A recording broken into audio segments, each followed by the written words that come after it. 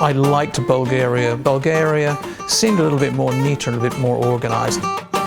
The countryside's kind of blended between Bulgaria and Romania. It was beautiful, rolling farmland.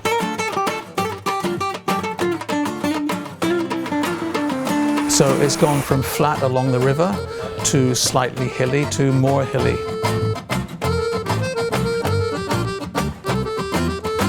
The rest day in Veliko Tarnovo was spectacular. The scenery was great, there's so much history, and it was a pretty cosmopolitan city. It wasn't like a regional town.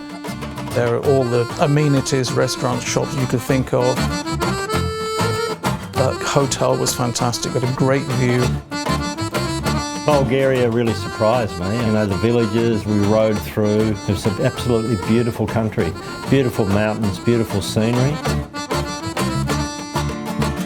It's all different and interesting. Every country's different. You know, you see things everywhere that you haven't seen before, and you can only see those from a bike. That's the way to see the world, isn't it? And riding in, you see the mosque and you hear the sound from the mosques, and suddenly you know that you're in Turkey. The culture and the scenery in Turkey have been spectacular. The villages have been great. The kids have been friendly. Minarets and the call to prayer. That's been pretty much an eye-opener. It's been a fantastic experience from the culture of Western Europe to really almost the Middle East.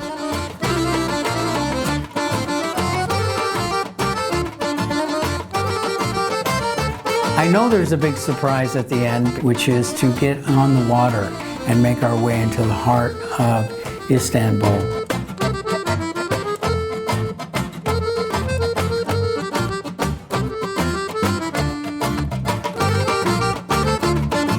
And that is such a thrilling, appropriate finish to an amazing journey.